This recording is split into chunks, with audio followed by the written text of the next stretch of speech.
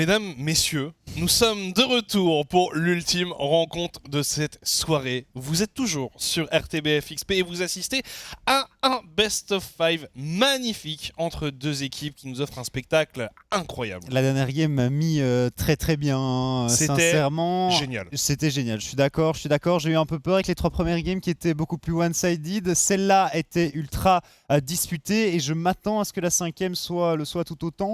On l'espère. On va voir. Pour le moment, le gros avantage que le KRC Gang a, c'est qu'ils ont le choix du side et que le red side est toujours à 100% de win rate. Exactement. On a commencé en red side du côté de Gank, suite évidemment à leur seed 1. Ouais, c'est ça. Et puis derrière, chaque fois, l'équipe qui s'est inclinée a pu choisir et on s'est renvoyé la balle 1-0, 1-1, 2-1, 2-2. Et maintenant, il va falloir déterminer un vainqueur. Il va falloir envoyer une équipe en finale et une équipe en EA Masters. J'ai juste envie d'être en draft parce que je ne sais pas comment on va la jouer. Je ne sais pas s'il va y avoir du changement drastique au niveau de la façon dont on voit les choses chez Team 7M, chez KRC Gang. Mais forcément, on en parlait un peu pendant la pause et on se disait... Le Renekton n'a pas très bien fonctionné. Non, alors le Renekton n'a pas très bien fonctionné. Ce qui est bien, c'est que le Renekton a été pick en blue side. Donc j'espère qu'on ne le reprendra pas côté gank. Par contre, la Ahri, je pense qu'on va peut-être voir une priorité un petit peu plus élevée sur la Ahri. Saïra qui a fait sa meilleure game du BO, tout simplement parce qu'il a pu s'exprimer avec le pick. Le Aphelios qui m'a l'air d'être quand même une sacrée menace aussi, que ce soit entre les mains de Mindrago et 2 fois entre les mains d'Orion aussi. C'est surtout ça qui est important, c'est que ce pick Aphelios est maîtrisé par les deux joueurs et vraiment très menaçant à la fois entre les mains d'Orion et à la fois entre les mains de Mindrago. Et la Ahri, c'est vraiment les deux gros champions sur lesquels je m'attends à avoir un potentiel changement de priorité. Alors pas vis-à-vis d'Aphelios, c'est vrai qu'Aphelios, dès qu'il est dispo, en tout cas en red side, on vient le chercher assez vite. Mais la Ahri, par contre, elle a été pick en première rota par la Team 7M assez tard. Je me demande si on va pas venir la chercher plus tôt dans la draft, parce que, en tout cas pour Saïra, ça m'a l'air d'être un petit peu la solution à son problème d'immobilité au niveau de la mid lane. Après, tu vois, finalement, c'est ça qui est amusant, c'est que peut-être dans cette game, il aurait pu jouer un pick un peu plus scaling. Après, bon, on va c'est pas vrai refaire que face au l'histoire. Renekton, il aurait pu, mais voilà. On va pas refaire en tout cas, l'histoire. ça a fonctionné. Ça a fonctionné. Ahri devient un pick assez central, je pense, dans la draft pour les deux équipes. Donc on le disait, des priorités potentiellement sur Aphelios, sur Ahri. Le Gragas, je m'attends à le voir ban par du coup certainement le KRC Gang en red side. Sinon, on va voir un peu ce que ça donne une minute avant la draft. De toute façon, la Sejuani et le Jarvan, à mon sens, vont être enlevés par la Team 7M. Jarvan, probablement, mais c'est pas sûr parce que tu peux pas non plus uniquement ban des junglers. La Sejuani, pour moi, c'est obligatoire. C'est la Sejuani Gertas. Tu ne veux pas la laisser. Et tu bannes quoi? Tu bannes Gragas Wukong côté gank. Après, Gragas, on a vu que Wukong. Noodle était capable de sortir une vaille aussi. Donc à voir ce qui fait vraiment peur à gank. Mais globalement, je pense que le Wukong est son pick le plus effrayant. Ouais, je pense aussi. Après, potentiellement, vu que t'as pas le first pick, tu peux avoir envie d'enlever le Aphelios. On verra. Vraiment, je pense qu'il y a beaucoup de cartes qui vont être rebattues pour cette ultime rencontre et que là, les coachs vont devoir être au taquet 10 secondes avant de rentrer dans cette draft. Je vous le rappelle, l'ultime rencontre de cette soirée, la rencontre qui décidera du premier finaliste. C'est ça. Et deux premiers qualifiés en EMEA Masters, bien entendu. Et sans surprise, le KRC Gang est en red side. C'est ça, et donc peu importe l'issue de la game, c'est la dernière de la soirée, la Sejuani dont on parlait qui est enlevée. On mentionnait le Gragas, la Annie et le Wukong. Annie qui est enlevé ici, le Jarvan qui est enlevé, ça m'étonne pas plus que ça. C'est pas étonnant, mais tu vois, je me demande si on n'aurait pas pu voir autre chose. Le Gragas, forcément. Ouais, et là on last le Sion, ou pas le Sion. C'est vrai que le Sion, on l'a vu ban régulièrement quand même, on n'a pas envie de se prendre un swap. Imagine les joueurs de gank, voilà, on enlève le Sion parce que j'allais dire, s'ils nous refont la game 1 en dernière game du BO, ce serait assez amusant, la boucle serait bouclée. Ouais, la boucle serait bouclée. Alors est-ce qu'on enlève le Wukong ou pas ici du coup? Pour moi, ça se joue entre Xayah. Ouais, pour moi, il y avait un ADC qui pouvait partir. Le Wukong n'est pas absurde. Je pense qu'avec le Wukong ban, on va se jeter dessus, non? On pourrait... tu pourrais venir first pick le Wukong ou alors tu prends l'ADC, Aphelios ou Caitlyn en fonction... de ce que tu veux. Ça c'est Zergoth hein, bien entendu qui réfléchit, mais ça va être... Ouais, pour moi c'est Aphelios ou Caitlyn. Hein. Moi je trouve que le Aphelios, pour moi c'était envisageable hein, en first pick, on le disait juste avant et c'est plutôt pertinent. Ouais.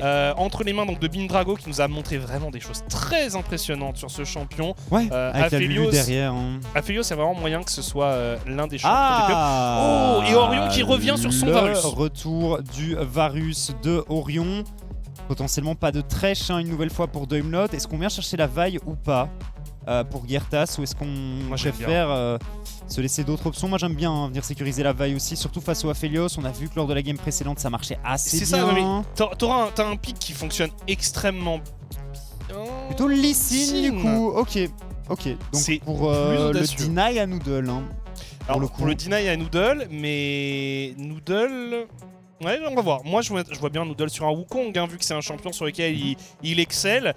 Girtas, je m'attendais à le voir sur une vaille. Ouais, moi aussi. Wukong, mais c'est vrai que le Lee Sin était open et que j'ai un petit peu mis ça de côté. Donc, ce sera plutôt la vaille.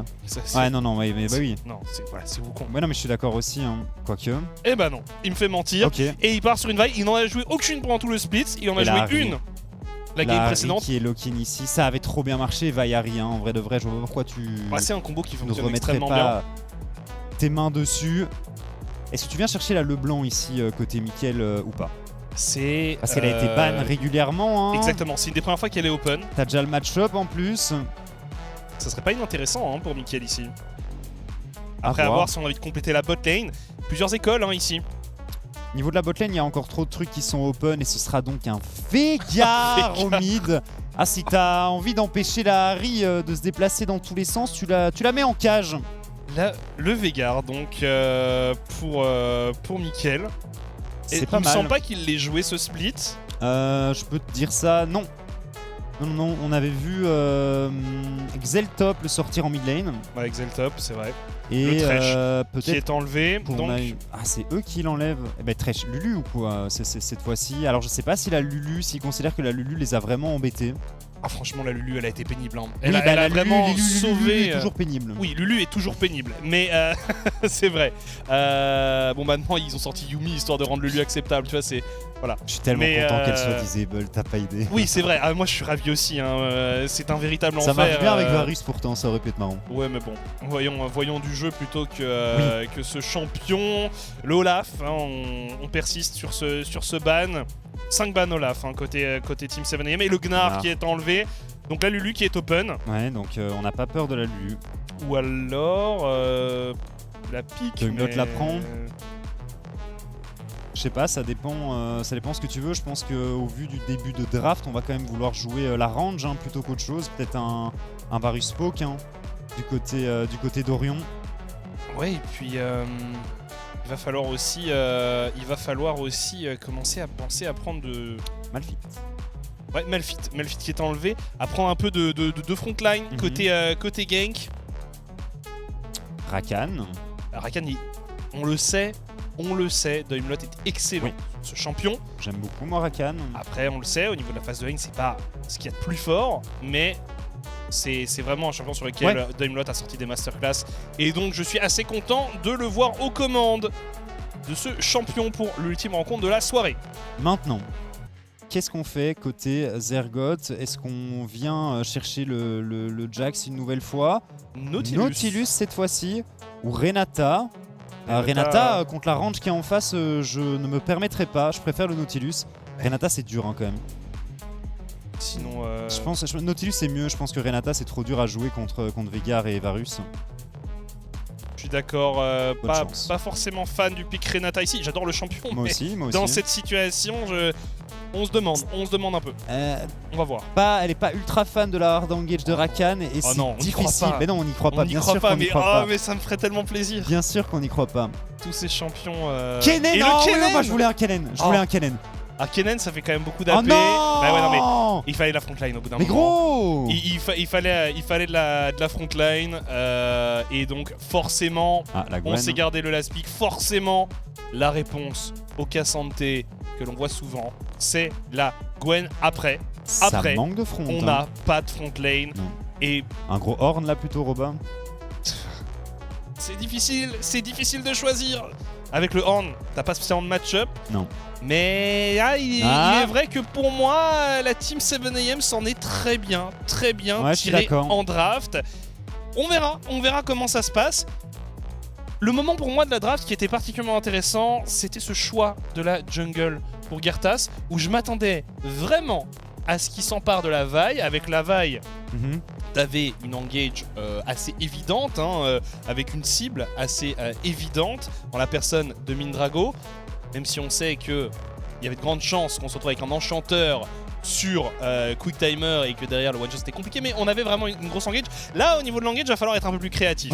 Ça va être des bonnes chaînes de corruption de la part d'Orion, ça va être Daimlot, mais Daimlot, il a quand même moyen de nous sortir des petites grosses folies. Cages de et derrière, Mickaël aussi. En follow-up, c'est ça. En follow-up, là, on se fait pas de soucis. Il y a Mickaël qui peut créer des zones de non-droit avec sa cage. Et là, ça devient un peu plus négociable. C'est juste ce pic Renata, petit point d'interrogation.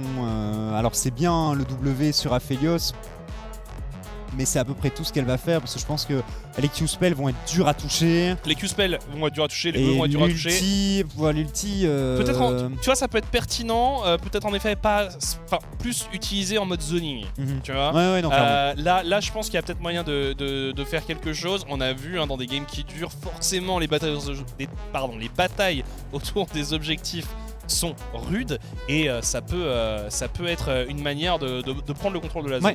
Vous excuserez à en bégayer un peu, mais c'est la 5ème game de la soirée, donc voilà. C'est vrai, mais ça passe bien, le flow les games sont super cool. Les games sont cool. Et l'enjeu est énorme. On a les deux équipes qui ont le mieux performé en Elite Series cette saison qui s'affrontent et qui vont en 5 games. C'est ça, voilà. C'est cool. Franchement, je ne me plains pas. Et on espère que chez vous, bien entendu, vous passez un bon moment. N'hésitez pas à encourager RTBF XP, car c'est grâce à eux que vous pouvez regarder cette compétition. Donc un follow sur leurs réseaux sociaux, sur leur chaîne Twitch, bien entendu. Ça leur fait très plaisir. Ça nous fait plaisir également. Nous aussi, ça nous fait plaisir. Donc voilà, n'hésitez pas à envoyer un maximum de soutien à RTBF XP. On rentre en game là? Bah oui, on a envie de rentrer en game, on a envie de voir les deux équipes en découdre, on a envie de voir la conclusion de ce Best of 5. Et alors, forcément, on vous tease un peu la suite. Jeudi, qu'est-ce qui nous attend? C'est l'autre match des playoffs, c'est Heat contre The Agency. Tout est en BO5 maintenant, donc potentiellement que des soirées comme ça qui vont au bout du suspense. Et donc, Heat contre Agency, match capital, puisque le vainqueur de ce deuxième match, donc du match de jeudi, ira affronter le perdant de ce Best of 5. Et celui qui s'inclinera ce jeudi sera tout simplement éliminé de la compétition. Donc beaucoup d'enjeux, deux équipes très intéressantes au profil assez différent du KRC Genk et de la team 7AM. Donc voilà, soyez là jeudi, comme d'habitude, aux alentours de 18h30 pour le pré-show. On vous présentera les équipes, les enjeux, les joueurs, etc. Donc franchement, on rentre en game. On va passer un bon moment. Et puis il y a des surprises aussi du côté de Heat Agency, donc on aura l'occasion d'en reparler. Ouais, on aura l'occasion de vous expliquer un peu tout ce qu'il y a en jeu. Alors, ça prend un peu de temps. On vous a dit que la partie mettait du temps à se lancer. Voilà, peut-être un des joueurs qui a changé de PC entre temps, qui s'est mis sur son toaster. Et du coup, il n'arrive pas à arriver en game, c'est tout. On aura l'occasion d'en savoir un peu plus. On espère qu'il n'y aura pas de pause technique. Qu'est-ce qu'on fait côté Orion? Est-ce qu'on joue poke? Est-ce qu'on joue on hit? Moi, je pense qu'on peut jouer poke. On peut se permettre de jouer poke. On peut se permettre de jouer poke, je pense, parce que on a Roba qui peut découper notamment Zergoth. Donc, tu peux après Orion, voilà, on sait qu'il peut jouer les deux. Il peut jouer on hit, il peut jouer poke. On verra un peu comment lui a envie d'aborder ce match, pardon. Mais voilà la game remake à Orion. Ben justement, on en parlait. Mais voilà, l'occasion pour nous de vous rappeler, de vous gaver de sucreries, de déguster des KitKat. Ça donne quand même envie, le petit KitKat chunky au chocolat blanc. Je t'avoue que je mettrais bien un gros mort dedans. Je commence à avoir un peu la On en a plein en plus, dans le studio. On pourrait faire une petite pause. On pourrait faire une KitKat shower. On pourrait faire une petite catch shower, ouais, c'est vrai. C'est vrai que Ouais, si c'est un vrai jour la qu'on- pause c'est est vrai qu'on longue, pourrait. on pourrait demander à la régie Ouais. de nous apporter, de nous faire pleuvoir des On en a Kit Kat dessus. quelqu'un qui viendra avec une échelle très discrètement derrière nous et qui Exactement. nous fera pleuvoir des Kit Kat. Peut-être pas les chunky parce que sur le coin de Les la tête chunky ça peuvent risque de faire faire mal, hein. Ouais, c'est ça. Bon, peut-être les Kit Kat traditionnels. Bref, on aura eu l'occasion de vous parler d'une bonne partie de la gamme Kit Kat au long de cette soirée. 3ème pause. Donc, ça veut dire que Wong s'est trompé de pronostic. Tout à fait. Il s'est trompé de pronostic. Moi, On parle de pronostic, pardon. De pronostic de pause hein, Oui. qui avait été fait par notre cher faut bien confrère qu'on néerlandophone. s'occupe, nous, bien entendu, on ne travaille pas avant d'arriver ici. Donc, pour s'occuper, on fait juste des paris. Alors, par contre, pour un pronostic des matchs, Ouais, pour le coup, et je pas suis des toujours pauses dedans. techniques, tu es toujours dedans, puisque tu avais pronostiqué 3-2 pour Genk. Moi, j'avais pronostiqué 3-1 pour Genk. Donc, je peux quand même avoir le point de la bonne équipe qui gagne, mais je n'aurai pas le point du score exact. Ce serait terrible de refaire un score dramatique du côté des Mais prédictions. Tu sais que là, si Genk gagne, je crois que on est à égalité en termes de prédiction. Ah, bah voilà, regarde, on nous les remet. Et oui, regarde. Si. Ah, mais ouais, attends, ouais. Comment c'est possible? Pourquoi mes chiffres? Pourquoi est-ce qu'il y a genre Attends, 2 games de plus chez moi? Attends, comment je peux être à 29-27 et toi à 28-30? Quoi? Non mais on t'a arnaqué des games là. Ça fait 58, 56, 56. Non mais on m'a rajouté des games. Il est supposé y en avoir 56 et moi pour une raison totalement obscure je suis à 58. Ils t'ont rajouté 2 défaites gratuitement comme ça. Je pense que c'est 2 Ouais, victoires il est en nul. plus. 2 Je pense qu'ils victoires. m'ont lâché 2 victoires gratos. Ah ouais, bah ouais, parce Il y a que moyen. il me semblait quand même pas qu'on était au coude Ouais à non coude à parce ce que moment-là. je suis pas à 50% Pour de moi- prédiction Pour moi, correcte. t'es dans les limbes Ah ouais, du non, mais- classement, quoi. Donc, ouais, écoute. Écoute, c'est un petit peu le cosplay. Hein. Je t'avoue que là, j'ai chaud parce que si je passe derrière toi, c'est quand même. C'est moi, Mais là, ma ouais, saison elle est honteuse. il y a hein. clairement un petit problème de calcul du côté de notre régie. C'est pas grave. Ils m'ont lâché 2 points en plus. Je pense que c'est ça. Je pense qu'ils ont eu un peu pitié. Ils se sont dit que personne ne les verrait. C'est vrai que généralement, quand on arrive aux prédictions avant les drafts, il nous reste assez peu de temps, donc on passe assez rapidement dessus. Ouais. On vérifie pas les tailles, mais là, vu que on attend que Orion relance son PC, on a le temps de vérifier les nombres. On a le temps. Et bah, tu sais quoi? Je vais rentrer à la maison après ce cast. Je vais aller compter toutes les games et je vais porter réclamation auprès. Non mais Lucas il est beaucoup plus nul Elite que moi, Series. vous pouvez pas le mettre à égalité en fait, c'est pas possible, ce n'est pas possible. Pas Non, comme ça que ça fonctionne. on va aller checker tout ça Mais parce je pense il faut que investiguer. l'erreur est juste chez moi, hein, petite faute de frappe. C'est comme quand ils avaient sorti, je ne sais plus, il y avait une stat complètement absurde qu'ils avaient sorti du côté de Tamo, genre qu'il lâchait 70% des dégâts de son équipe. C'était 70% de dégâts. Alors, Tamoz est un bon joueur. Tamoz a fait une belle saison. Mais 70% des dégâts c'est un peu beaucoup. Hein. C'était peut-être un peu abusé. Ouais, Ouais. voilà, écoute. Petite coquille qui s'était glissée dans les stats. Ce soir, on en avait une à vous proposer, c'était celle entre les deux top laners. On vous a parlé de cette opposition entre Roba et Zergoth. Ou alors on a envie de faire un petit point historique plutôt qu'un point statistique pur. Mais c'est vrai que c'est un affrontement qu'on a tellement souvent vu, ces deux joueurs tellement emblématiques de la scène Benelux que forcément on avait envie de les mettre en valeur. Après la dernière journée de saison régulière, il y a Roba qui a tweeté un petit un @Zergoth. Est-ce que t'es prêt pour 10 games de nouveau l'un contre l'autre? Sous-entendu qu'ils vont se retrouver aussi en finale. Bien entendu en finale. Scénario pas du tout improbable, pas du tout impossible. Ça pourrait arriver, même s'il y a quand même des gros candidats encore avec les hits et avec The Agency. On verra un petit peu comment tout va s'agencer. En Spring 2022, si je ne dis pas de bêtises, nous avions eu une première rencontre de Juggernaut, donc de winner bracket en gros, entre MCon et Genk qui était allé en 5 games. Spring alors, ouais. En Spring bien sûr. Et puis les deux équipes s'étaient par la suite retrouvées, donc MCon avait gagné 3-2. Et les deux équipes s'étaient retrouvées en finale. Et c'était pas un gros 3-0 bien sec moi je pense. Je ne sais que ça avait plus. été assez vite. Mais le fait est que, en effet, on avait eu déjà beaucoup de games. Ouais. À l'époque, chez MCon, on avait qui? On avait Chaz en mid lane. Ah ouais, c'est vrai, On Dunlot avait- en support du coup. Non. Ah, pas en Non, spring. Pas en spring. Pas du tout Pas en n'importe spring. quoi. C'était Densi alors en jungle. Densi Chaz. Densi, Chaz. Chaz, c'était au Summer, pas au Spring. C'était au Summer? Ouais, avec Doimlot et Densi. Non, Doimlot, il arrive. Ouais, mais si. Ah mais non, mais attends, mais oui, non. Oui, si. C'était le retraité, The Old Man, Kreumel, oui, voilà, là je te suis. Kreumel en avec mid lane, Luca Cadaver, au top. Cadaver en bot lane, Luca au top. Luca au top, en jungle. C'était pas, j'allais dire Dibou? Non. Non. Ah non, j'ai failli sortir une dinguerie. Je sais pas, quand tu m'as parlé de Dibou, ça m'a juste fait penser à Urban et mon cerveau est parti. Non, Urban a été, Urban, était chez Lowland Lions à il l'époque. jouait Janna, je crois, à cette époque-là. Non, pas encore. On n'était pas encore à ce chapitre. On était au chapitre où il jouait chez Lowland Lions. Bref. Avec Mickaël. Avec Mickaël. Bref, on va pas refaire toutes les équipes.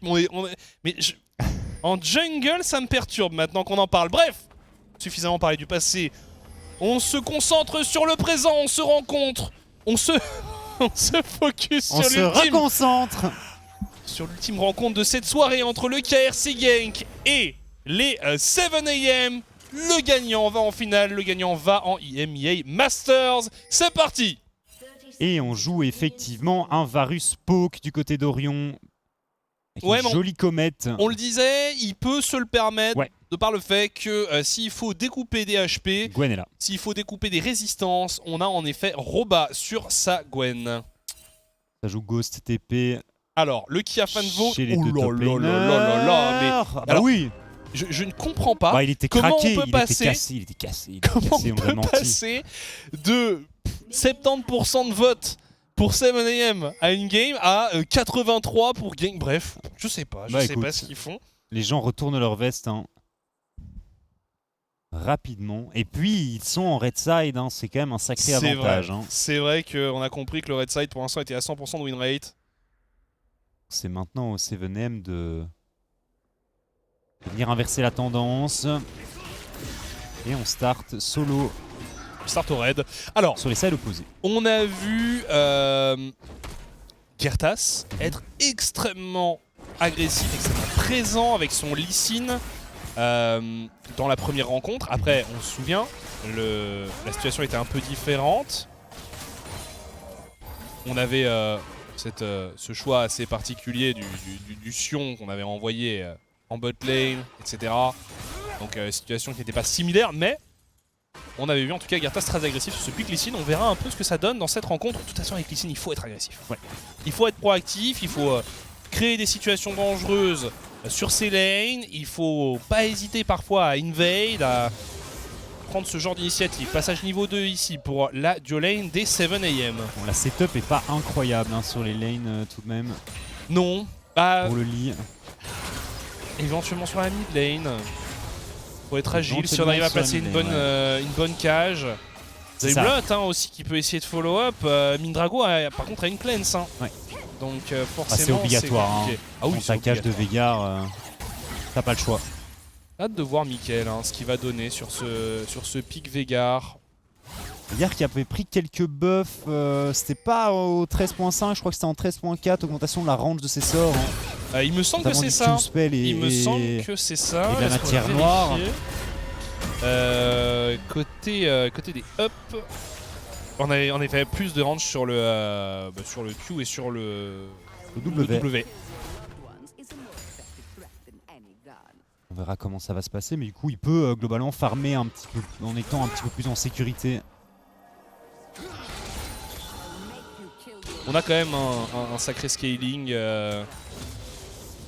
côté Genk. Ouais, alors que bon, du côté des 7M, il y a le Aphelios. Il y a Aphelios et l'air de rien, c'est pas mal du tout. C'est pas horrible. Ça peut, on l'a vu, un bon clair de lune.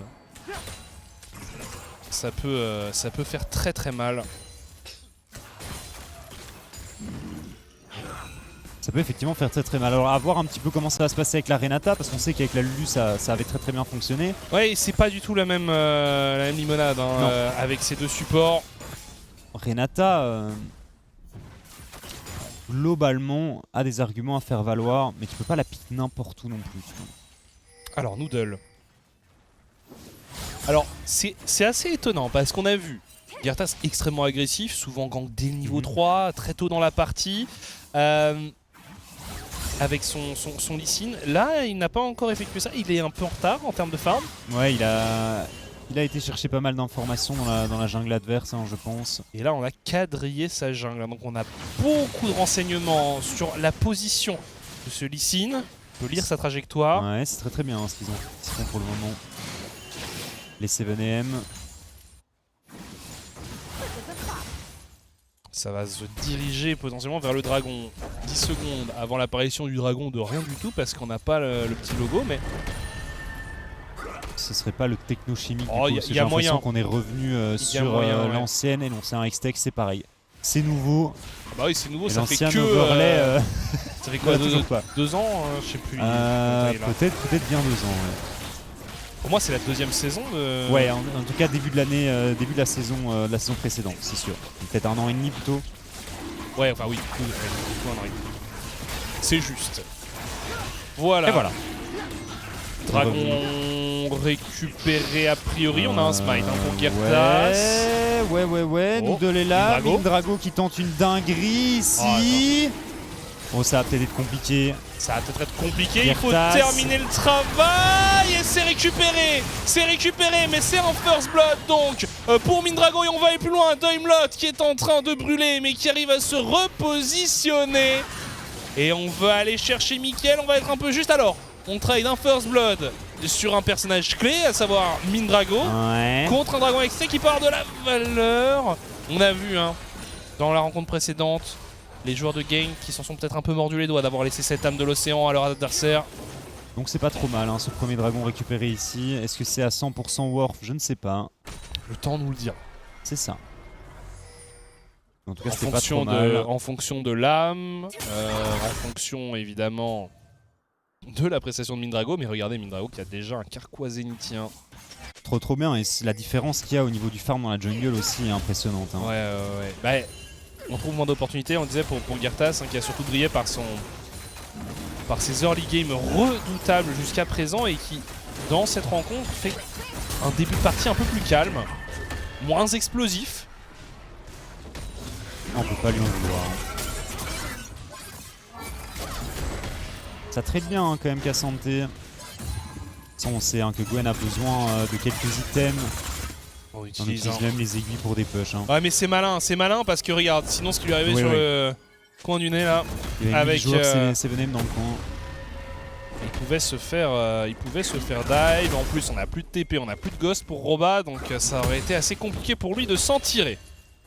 Là, maintenant, il va être tranquille, il va pouvoir récupérer ses ressources sans trop se faire de soucis. Zergoth qui a pris l'aggro, mais bon. Pas de avec ses 35 000 dash là. Je suis content de revoir un Cassante. Je trouve que Zergoth en plus est très intelligent sur le pick en teamfight notamment. Ouais, il est probablement le meilleur Cassante qu'on a vu jusqu'à présent. En tout cas, la meilleure perf que j'ai vue sur Cassante en Elite Series, c'était de lui. Une game où en early ça avait été compliqué, mais où en mid game sur les teamfights il avait été juste ingérable. Ouais, puis depuis les nerfs qui ont été mis sur ce champion, c'est quand même un peu plus plaisant de le voir, c'est plus aussi débile qu'avant, on peut le dire. C'est toujours parfois brutal. C'est toujours brutal, mais il y avait une période où il fallait pas spécialement être particulièrement chaud pour arriver à faire des trucs de dingue avec ce champion. On est parti donc sur le héros de la faille pour Noodle. Ouais. Et un petit temps qui est dessus, il devrait pouvoir le récupérer sans souci. Ouais, voilà, c'est fait. C'est pris. Et du coup, plutôt vers le top side. Gyartas qui avait donné son blue buff à son mid laner.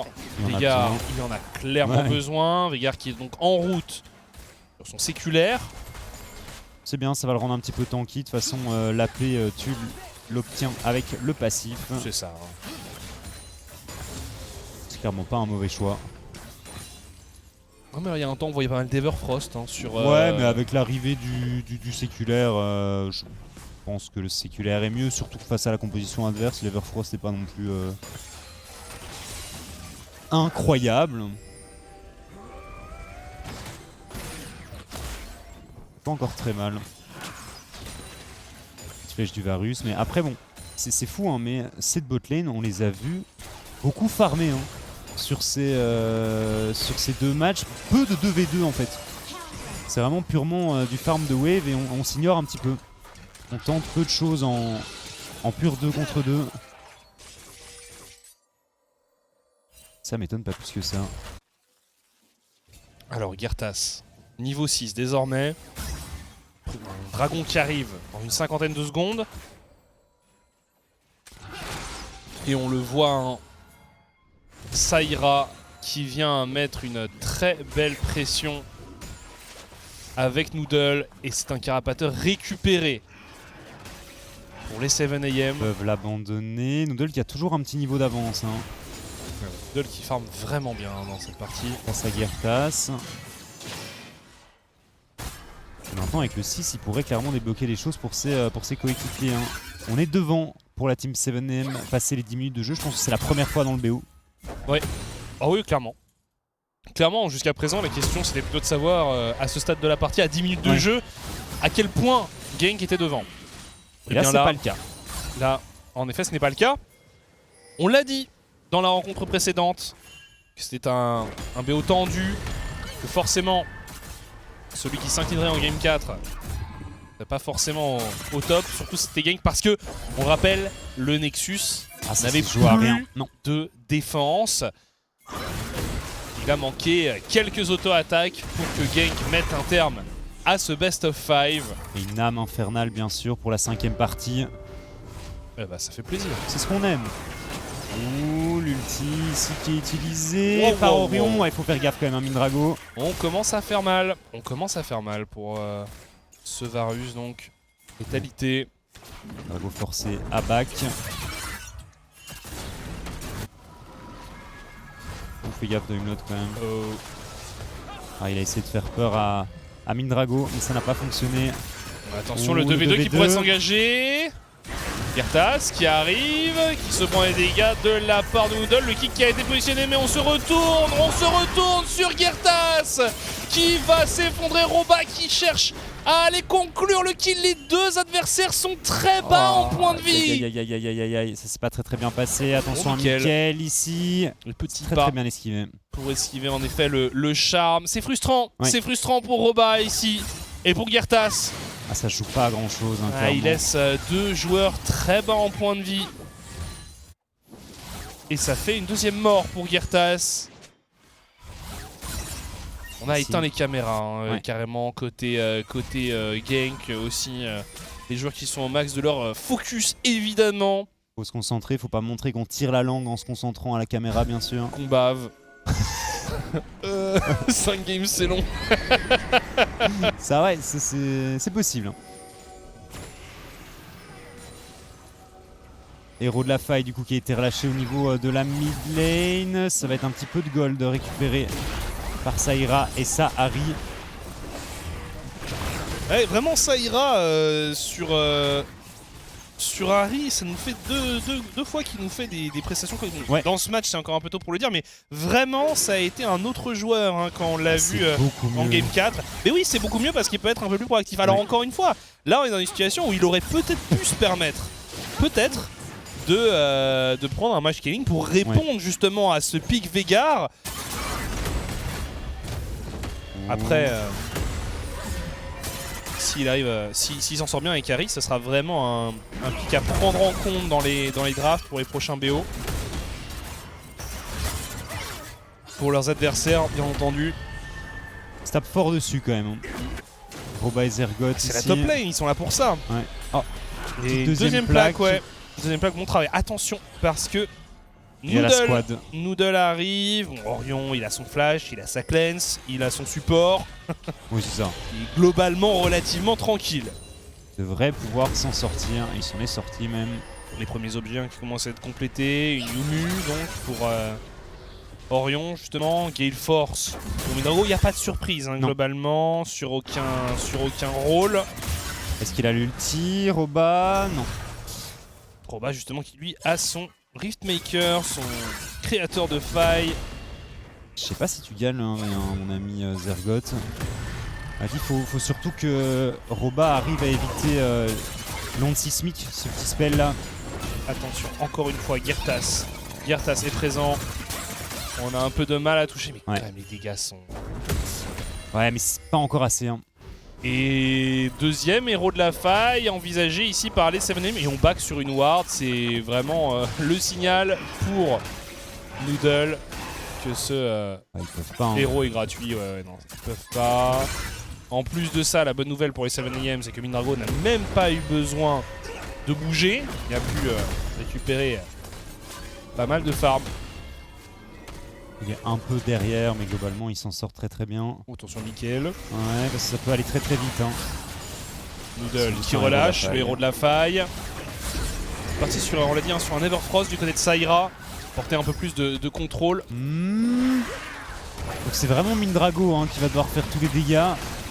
On a vu le build Liandry qui avait assez bien fonctionné, que ce soit pour Mickaël ou pour Saïra les games précédentes. Cette fois-ci Everfrost. Et ils vont se positionner autour du dragon. On n'a pas de téléportation pour Roba. Ça nous annonce un abandon hein, normalement de l'objectif par le KRC Gank.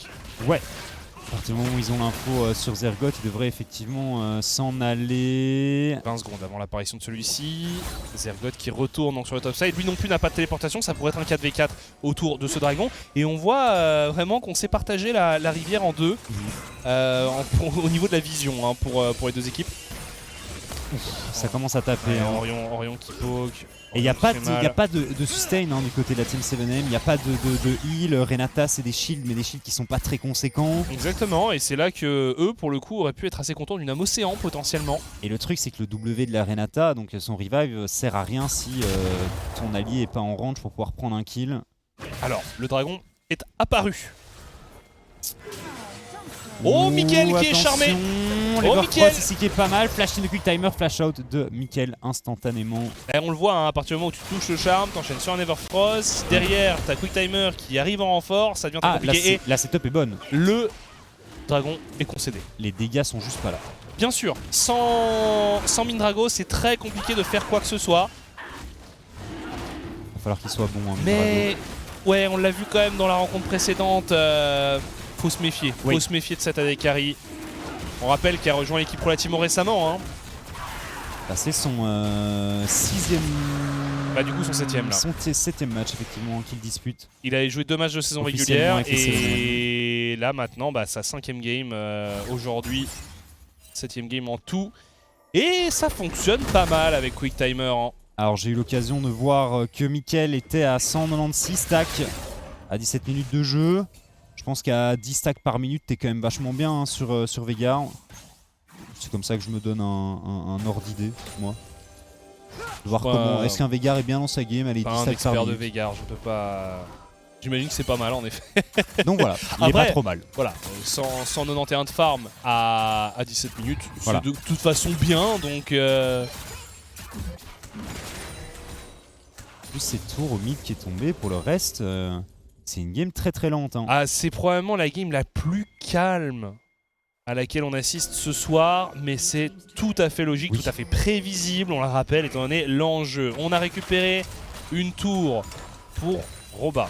Une tour partout désormais. Bon, on va essayer de catch. Si jamais Noodle est imprudent, il ne le sera pas.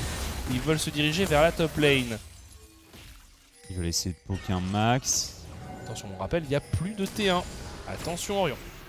Il utilise Sayumu. C'est compliqué quand même hein, pour Noodle de faire quoi que ce soit ici. Ouais, il y a Roba qui rôde aussi. On veut initier quelque chose. Girtas qui a tenté le petit smite du creep pour que l'onde sonore passe et touche son adversaire. On n'a pas smite le bon creep et du coup on s'en va. Le red buff, bataille autour de cet objectif. Attention parce que Mindrago et Quick Timer vont essayer de le prendre. Voilà, c'est smité. C'est smité, on peut pas le laisser à la décarry. Mais au moins, on le refuse à Girtas. Petit avantage d'XP hein, pour Noodle. Mais on le voit en termes de farm, ils sont revenus plus ou moins à égalité. Oh, attention Daimlot! Oh, j'ai cru qu'il était déjà en train de regarder la vitrine du magasin en train de se dire alors... Qu'est-ce que j'achète aujourd'hui?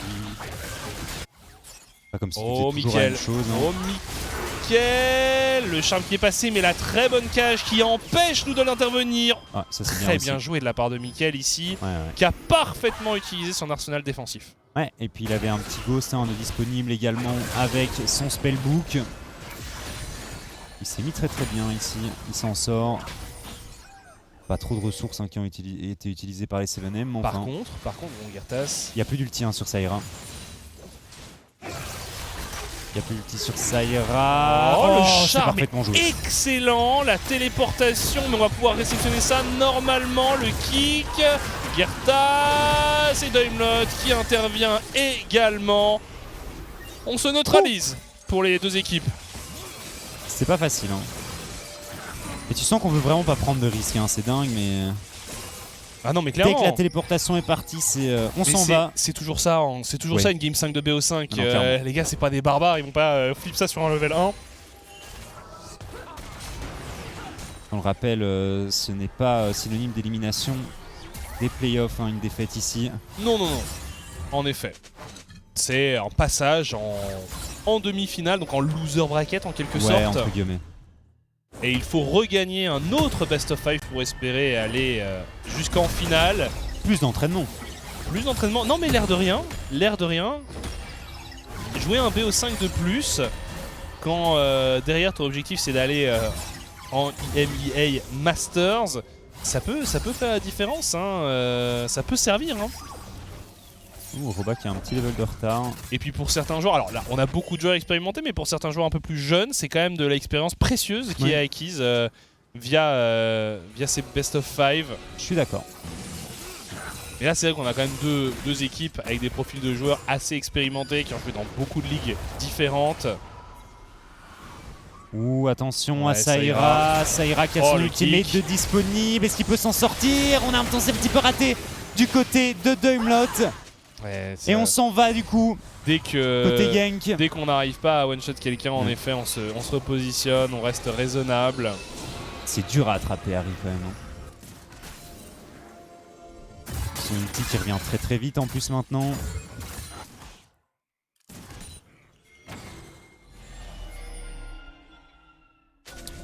Ouais, mais c'est vrai que minutes de jeu. Quand on parlait comment dire, de l'expérience des joueurs, mais c'est vrai que quand tu regardes un peu les CV de certains, c'est assez impressionnant. Ici là dans la game. Ouais. Attention ici parce qu'on a un dragon qui est arrivé et qui sera la prochaine cible. Daimlot qui se repositionne sur Ordion. Ça va être un 5 contre 5 qui va s'engager. Roba est en difficulté ici et l'ulti de la Renata qui est pas mal utilisé du tout. Oh, les dégâts de Mindrago sont bons. Roba est plus ou moins sorti du fight. Ah, ça va être compliqué hein, pour Gang de contester. On peut rester raisonnable ici, mais je sais pas si on peut se le permettre en réalité, mais on va devoir le faire. On va devoir abandonner ce troisième dragon qui part donc entre les mains des 7AM. Aïe aïe aïe. C'est loin d'être perdu hein, bien entendu, mais on se met assez bien à côté 7AM tout de même. On n'est plus qu'à un dragon de l'âme infernale pour les 7AM. Les 7AM hein, qui, on le disait, font probablement leur meilleure prestation. Girtas qui ne touche pas son monde sonore. Après, il y a de nouveau l'ultimate de la Harry qui est de retour, donc bon, on peut pas vraiment la punir non plus. C'est sûr, on essaye vraiment souvent de l'attraper, mais...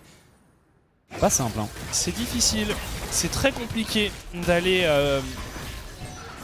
contrôler Saira. Et forcément, la fatigue, le stress qui ne facilite pas la vie des joueurs hein, dans cette rencontre. Ah. Il l'avait même pas cancel en plus. Non. Hein. C'est Zergoth qui était là en mode. Mais je pense pas qu'il avait nécessairement envie de back. Il va aller repousser cette wave. Alors, on en est où? 259 ça va. Pour Mickaël. Il continue, de toute façon maintenant avec le CD, le fait qu'il one-shot les creeps aussi, ça va monter très très vite. Et il a combien d'AP là? 682, donc avec un Rabadon, son Rod of Aegis plus son passif. Ça va. C'est pas trop mal à 24 minutes de jeu, près de 700 d'AP. Oh bah il y a des moments où tu vas avoir des gros R qui vont partir sur un Mindrago qui va se faire 100-0. Il y a plus de cleanse en plus sur Mindrago. Mais t'as senti qu'en fight quand même, si Mickaël touchait pas une bonne cage, c'était pas simple. Oh là là, il est pris pour cible justement Mickaël, mais l'air de rien, il est déjà un peu tanky. C'est pas si facile que ça de faire tomber le mid-laner de gank. Mais par contre c'est Daimlot qui semble fichu ici. Place de bons dégâts pour Orion, mais on a perdu le support, et il y a un Baron Nashor qui décidément semble ne pas sourire aux joueurs de gank ce soir. Pas facile, mais c'est que Daimlot qui est mort, il revient dans 15 secondes. On va pas tenter le diable pour les 7am, mais c'est vrai qu'au niveau des Barons Nashor ce soir, les 7am sont beaucoup plus chauds que leur vis-à-vis. Je suis d'accord. On a bien travaillé la prise des Barons Nashor très clairement. On a bien travaillé. Oh, Zergoth qui s'élance, Zergoth qui utilise son Ghost. L'Exos qui est placé sur le top laner adverse. On essaie de ramener Mickaël, décidément c'est la cible numéro 1 et finalement, mission accomplie. Mickaël est tombé, on arrive à ramener Gertas qui essaye de survivre. Gertas qui doit rentrer à la maison et Orion finalement qui vient faucher le top laner adverse. C'est du 1 pour 1 pour l'instant. Les deux équipes sont meurtries et vont retourner à leur base respective. Ils sont allés les chercher loin quand même, et Gank n'avait pas vraiment de solution pour empêcher les 7M de leur marcher dessus. Et t'as vu la quantité de ressources qu'on a dû allouer à l'exécution de Mickaël, parce que l'air de rien, il est déjà un peu tanky. Il est ultra tanky. Et avec sa cage, il peut gagner un temps fou. Donc non, vraiment... si en plus derrière on arrive à par exemple faire un Zonia ça va arriver pour le Veigar, ce qui devrait en effet arriver logiquement, ça va commencer peut-être à être une perte de temps d'aller... Après tu peux pas l'ignorer non plus. Mais c'est ça, c'est le problème, c'est la menace. Et Orion non plus, on ne pourra pas l'ignorer parce que là désormais, il a 3 objets. Ouais, et on a vu qui mettait des grosses claques sur le teamfight précédent. Bon là maintenant... il y a une BT côté Mindrago. On voit que ça va être plus dur d'aller chercher des snipes sur la DC adverse. Après tu vois une bonne flèche sur Saïra par exemple. Ah non, des cibles il y en a de toute façon. Et en follow-up, c'est ça qui est bien, c'est que si quelqu'un se fait stun par une cage de Veigar, derrière je pense qu'il est mort. Avec la matière noire, avec la flèche du Varus par derrière. Oui, tu te prends le Q plus le W de Veigar, plus derrière tu prends une flèche chargée de Varus. Il y a peu de gens qui peuvent survivre à ce genre de situation. 30 secondes avant l'arrivée du prochain dragon. C'est l'âme. Et tu le disais en effet, c'est une âme potentielle pour les 7am, une âme infernale. On essaye de poke pour Orion mais on ne trouve pas. On ne trouve pas de cible. Blue buff récupéré par Noodle ici. Mindrago est équipé d'un red buff. Ah, c'est pas simple, la priori qui est récupérée par les 7M en plus ici. On met pas beaucoup de dégâts sur... par contre ici Zergoth qui est parti donc à la chasse au support de gank. Et le dragon qui est entamé, on peut le tomber assez rapidement du côté des 7am. Zergoth qui essaye de zoner un maximum, Roba qui va peut-être parvenir à s'introduire. La plante qui a été enlevée, Gertas, il faut tenter l'exploit ici pour le jungler de gank. Mais on ne met plus de dégâts sur ce dragon, on essaye de ressortir. Finalement, l'âme est sécurisée, le Lee Sin est tombé et l'ulti de la Renata qui va venir toucher l'intégralité de la compo du KRC Gang. C'est un excellent teamfight de la part des 7am. Mindrago qui est en train de découper, de finir le travail. Chata récupérer tout de même, histoire de se consoler pour le Veigar, mais c'est un ace en la faveur des 7am. Oh, et ça va être un baron en plus récupéré derrière. On a 5000 gold d'avance pour les 7am. Une âme du dragon infernal. Ouah, Franchement, bravo aux 7am qui ont négocié cette situation à la perfection. Le zoning de Zergoth, la temporisation sur le dragon. Et puis derrière, la synchronisation des 7am sur le teamfight, c'était probablement une de leurs phases de jeu les plus propres. Regardez ça. On va revoir un petit peu tout ça ici. On part peut-être un petit peu vite en besogne côté Gertas pour tenter un steal sur ce dragon. L'ultimate de la Renata, tu l'avais relevé, qui est très très bon. Et puis pour le reste, on enchaîne juste. Zergot qui fait un tap monstrueux sur le fight. Et Mindrago qui lui se balade. Oui, non, mais... Il y avait tellement d'autres menaces à gérer que Mindrago, et pourtant lui il était en train de tabasser. Ah, ça va être dur. 4-0-3 pour Mindrago et son Aphelios. On avait parlé cet Ahri, ce Aphelios, en disant que c'était potentiellement les clés du BO. Ah, et puis là ils ont fait le break, les joueurs de 7AM. Une âme infernale. 7000 gold d'avance. Exactement. Ça paraît compliqué, mais ce BO est tellement fou que je n'ai vraiment pas envie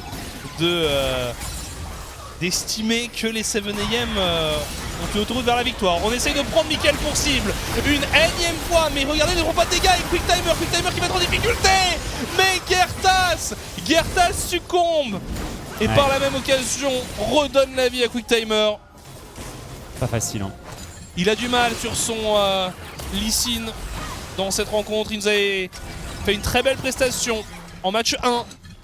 En match 5, c'est plus difficile pour lui avec le Baron Nashor. On avance du côté des 7AM. Téléportation utilisée alors que Zergot prend Roba pour cible. Cette téléportation qui arrive à la réception. Il y a une cage, mais les dégâts sont très bons. Mindrago qui fait très mal. Lui aussi. Les 7AM avancent. Mindrago qui flash in. Ça va peut-être être une fin de game. Ça va peut-être être une victoire. Ça va peut-être être une qualification en finale et en EMEA Masters pour les 7AM. C'est la première fois de leur histoire, cette équipe habituée au bas de classement les saisons précédentes, qui en 2023 avait des ambitions élevées, et le contrat est rempli. Les 7AM iront pour la première fois de leur vie, on le disait, en finale et en EMEA Masters. Bravo à eux. Saïra est heureux. On a eu un BO captivant en 5 games, et on voyait le visage d'Orion forcément déçu en fin de rencontre. Alors on le rappelle, pas grand chose. On le rappelle, le KRC Gang n'est pas éliminé. Le KRC Gang passe en loser bracket, et le KRC Gang avait été champion en spring en subissant le même sort. C'est ça, exactement pareil. Donc on va voir, ils vont maintenant attendre leur adversaire. Leur adversaire, on le connaîtra jeudi, puisque ce sera le vainqueur du Best of 5 qu'on aura ce jeudi entre The Agency et Hit. Mais bravo aux 7AM qui ont été courageux, qui ont été solides mentalement. Parce que franchement, le BO avait très mal commencé. Et puis ça, on le disait, ça se joue à 3 ou 4 auto-attaques sur le Nexus en game 4. Le KRC Gang aurait pu mettre un terme à ce BO5 à ce moment-là. Mais c'est la Team 7AM qui s'impose du coup, qui, comme tu le disais, attendra son adversaire patiemment en finale. Parce que les finales se jouent dans une semaine et demie, jeudi 30, comme vous pouvez le voir. C'est ça, c'est les 2 prochaines semaines. On a 4 matchs qui nous attendent, 4 best of 5 qui nous attendent. Et tout ce qu'on espère, c'est qu'il soit aussi captivant que celui-ci, parce que ce soir, on a eu du très beau spectacle, et vraiment, on l'avait dit un peu plus tôt, vers la 4e, 5e semaine de la saison, cette saison des Elite Series est complètement dingue. Cette saison des Elite Series est captivante, surprenante, et elle tient ses promesses jusqu'en playoff. Donc voilà, on vous donne rendez-vous ce jeudi forcément, mais aussi la semaine prochaine pour la demi-finale et la finale. On sera forcément tout aussi hypé. On veut 4 BO comme ça. On veut 4 BO comme ça. Mercredi, jeudi, pardon, c'est tout à fait envisageable. Ça pourrait partir dans tous les sens. À voir après, Gang contre Hit ou contre The Agency, à voir comment ça va se passer. C'est vrai qu'on voit quand même quelques cracks dans la carapace. Je sais même pas si je peux parler de carapace alors qu'ils viennent de s'incliner du côté des gangs. Il y a quand même quelques failles dans lesquelles tu peux t'engouffrer, failles dans lesquelles les 7AM se sont engouffrés pour venir chercher la victoire aujourd'hui. Et grosse performance, j'ai envie de dire, de Noodle pour ne pas avoir mentalement craqué après ce qu'il a pris sur certaines games. Exactement, parce que c'est ça qu'il faut souligner, c'est qu'il s'est fait quand même bully pendant... Il y a une game où il s'est fait mettre en 1-9-1 sur les Karim. À peu près, Juste la dernière, les 3 premières games. Il a pu jouer sur la dernière game où là c'était après normal, mais sinon toutes les games étaient complètement... Mindrago. Incroyable. Respect. Je suis d'accord aussi. Il a fait des très grosse game. Saïra sur Ahri, 2 victoires. Sur Ahri, même si c'est globalement pas le plus flashy. À mon sens, c'est vraiment la botlane et Noodle. Noodle quand il était au rendez-vous, était clairement au rendez-vous. Quick Timer qui nous fait un beau BO. Quick Timer qui fait un très bon BO, ça je suis tout à fait d'accord. Et alors, je tiens aussi à souligner la performance de Gertas. Alors oui, sa dernière game Elle est pas dingue Elle est pas bonne, sur le Lee Sin, mais les il 4 le autres. sait, mais les 4 autres, franchement, grand respect. Hein, et puis voilà, bon, pour tout, grand respect à tout le collectif du KRC Gang, mais à mon sens, je trouve que Girtas a fait un très gros BO. Notamment sur les 4 premières games. Exactement. Et bon, bah, ça passe pas sur la dernière, c'est comme ça. Hein. Mais bon, Girtas avait dit, de toute façon, l'équipe qui perd le Juggernaut remporte la finale. Donc moi, je pense que ça ne fait que partie du plan du KRC Gang, hein, bien entendu, pour venir chercher la victoire sur ces playoffs d'Elite Series. Il avait aussi dit que ce BO se terminera en 3-2. Oui. Il n'avait pas dit pour qui. Il n'avait pas dit pour qui. Hein. Mais il avait raison. Ouais. Il avait en tout cas pronostiqué le score. On nous annonce qu'il y aura une interview avec Saira, donc mid laner de 7am qui arrivera d'ici quelques instants. Ils sont en train de préparer tout ça. On retrouvera évidemment notre cher ami Orchid aux commandes, aux rênes de cette interview en anglais. On prendra bien entendu le temps de vous la traduire juste après. Je suis quand même assez curieux de savoir ce qu'il a à nous dire. Je suis assez curieux d'avoir un peu son ressenti. Je le vois, non, mais je le vois bien arriver avec ses gros bras en mode. C'est vrai que c'est un peu. Roulé dessus, c'était easy. C'est vrai que, ouais, il peut avoir cette attitude-là parfois, et c'est vrai qu'il a des bras énormes. Il a des bras énormes. Mais voilà, il faudrait un jour faire un concours avec tous les joueurs présents ou passés. On peut penser à Velia. Quand t'as dit passé, je me suis dit, ouais, c'est bon, je sais déjà qui remporte la palme des plus gros bras. Voilà, c'est ça, des batailles de gros bras. En tout cas, voilà, Saira qui a utilisé ses gros bras pour aller donc chercher un 3-2. On le rappelle, si vous avez loupé une partie de la soirée et que vous n'arrivez que maintenant, eh bien, les 7am se sont imposés 3-2 dans un BO extrêmement disputé, extrêmement intéressant à suivre. On a aussi vu une belle évolution de la méta, on va dire dans la méta interne à ce Best of 5. Le ban Sion à toutes les games, même très bien. Le ban Sion, un ban Olaf que personnellement je n'avais pas vu venir, en tout cas pas autant de fois dans la partie. Le duel finalement entre les deux junglers autour des junglers early, notamment le Lee Sin.